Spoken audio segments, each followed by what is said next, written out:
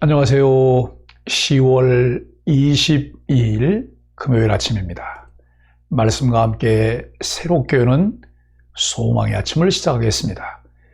앤드류 머리는 말씀 앞에 홀로 서는 시간을 가질 때 주님이 우리 삶의 모든 것 되시는 복을 경험하게 된다라고 이야기합니다.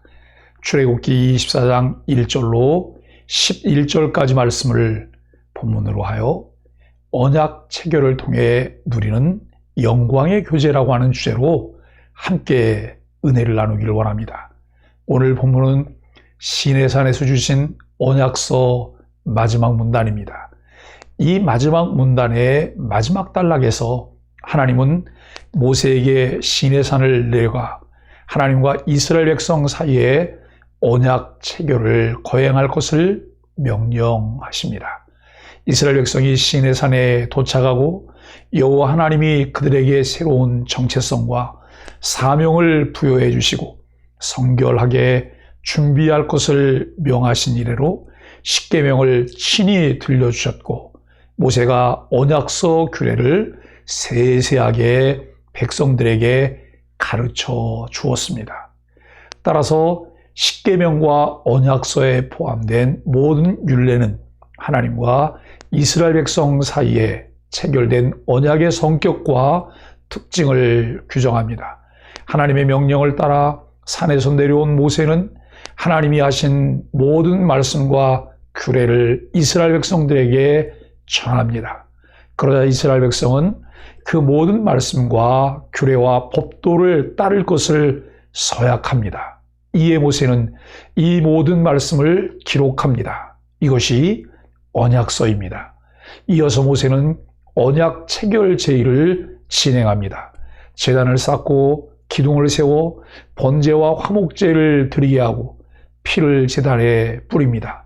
그리고 언약서를 다시 낭독합니다. 이스라엘 백성 역시 그 말씀을 준행하고 순종할 것을 다짐합니다. 마지막으로 모세는 언약의 피를 그 백성을 향해 뿌림으로써 언약이 체결되었음을 공식화합니다. 그 후 모세는 하나님이 명하신 대로 아론과 그의 두 아들 그리고 이스라엘의 70 장로를 내리고 시내산 정상으로 오릅니다. 그들은 그들 앞에 드러내신 하나님의 임재를 목도합니다. 그렇게 언약을 체결하는 양측은 함께 먹고 마심으로 언약 체결을 비준합니다. 3일 동안 준비 기간을 가졌던 이스라엘 백성은 이제 정식으로 하나님과 언약을 맺고 하나님을 가까이서 배우는 제사장의 나라가 되었습니다. 하나님의 법을 지키는 조건으로 구원받는다고 한다면 한 사람도 구원에 이를 자가 없습니다. 모두가 사망에 이를 수밖에 없습니다. 하나님이 죄인을 위해 피로 세우신 은혜 언약의 의미를 바로 알고 믿음 안에서 그 풍성한 은혜를 누리는 하나님의 백성들이 되기를 바랍니다. 하나님이 출애굽 이후에 모세를 통해 이스라엘 백성에게 모든 말씀과 율례를 전하십니다. 모세가 이스라엘 백성에게 하나님의 말씀을 전할 때 이스라엘 백성은 여호와께서 말씀하신 모든 것을 준행하겠다고 맹세합니다. 하나님이 이스라엘 백성을 구원하시고 그들에게 율법을 주심은 그들과 언약을 맺으시기 위한 것입니다.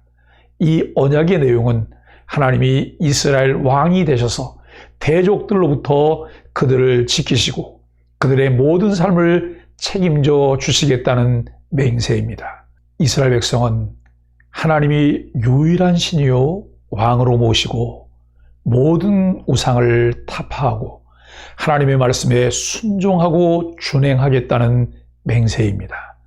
이스라엘이 한 목소리로 왕이신 하나님께 충성을 맹세했습니다. 이러한 언약식이 출애굽 전에 있지 않고 하나님이 이스라엘을 애굽에서 구원하신 후에 거행되었다는 것이 의미가 있습니다. 하나님과 맺은 언약을 지키는 것은 구원의 조건이 아니라 구원받은 자의 삶의 당연한 도리입니다.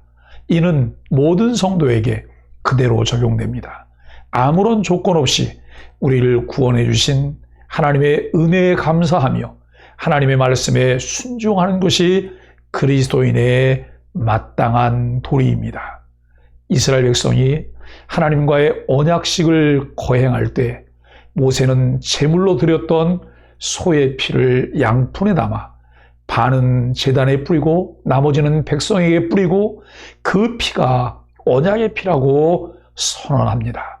당시에 언약을 맺을 때 짐승을 죽이고 피를 증거로 삼은 것은 이 언약을 지키지 않는 자는 죽음으로 책임을 져야 함을 의미합니다. 그런데 이스라엘 백성이 아무리 다짐을 해도 하나님의 말씀을 완전하게 지킬 수 없습니다. 하나님과 맺은 언약을 완벽하게 지키는 것은 불가능합니다.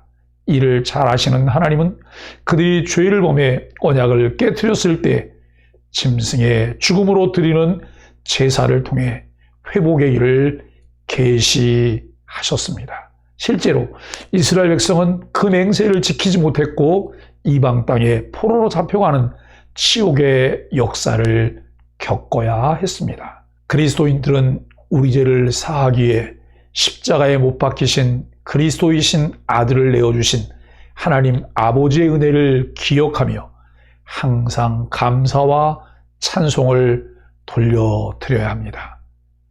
하나님과 피로 언약을 맺은 후에 모세와 이스라엘 장로들과 제사장들이 하나님을 배웠으나 하나님은 그들을 죽이지 않으십니다. 이는 죄인이 하나님 앞에 설 수 있는 길이 무엇인지를 보여줍니다. 구원을 완성시키는 그리스도의 보혈을 통해서만 죄인이 하나님께 나아갈 수 있습니다. 이스라엘 백성이 하나님을 뵙고 먹고 마셨다는 말씀은 장차 영원한 하나님의 나라에서 펼쳐질 장면의 예고편입니다. 모든 그리스도인들이 스스로의 영적 무능을 인식하고 전적으로 그리스도의 보혈을 의지하는 믿음으로 하나님 앞에 나아가야 합니다. 또한 보혈의 능력을 모르는 영혼들에게 그리스도의 복음을 전함으로 그들을 하나님께 인도하는 사명을 감당해야 합니다. 사랑하는 소망의 가족 여러분, 은혜로 구원받은 이후에 하나님의 말씀과 기도에 힘쓰고 거룩하게 살아가는 것은 그리스도인들의 의무와 책임입니다. 그리스도의 보혈과 성령의 능력을 힘입어 그리스도의 장성한 분량에까지 자라가기 위해 힘쓰게 되길 예수 그리스도의 이름으로 간절히 축복합니다. 함께 기도하겠습니다. 죄와 허물로 영원히 죽었던 저희들에게 구원의 은혜를 베풀어 주신 것 감사합니다. 이스라엘 백성들처럼 언약을 성실하게 지키며 살 것을 다짐하며 말씀에 순종하게 하여 주옵소서. 구원받은 자 되었으니 내주하시는 성령님을 의지하며 날마다 예수님 닮아 성화되게 하여 주옵소서. 예수님의 이름으로 간절히 기도합니다. 아멘.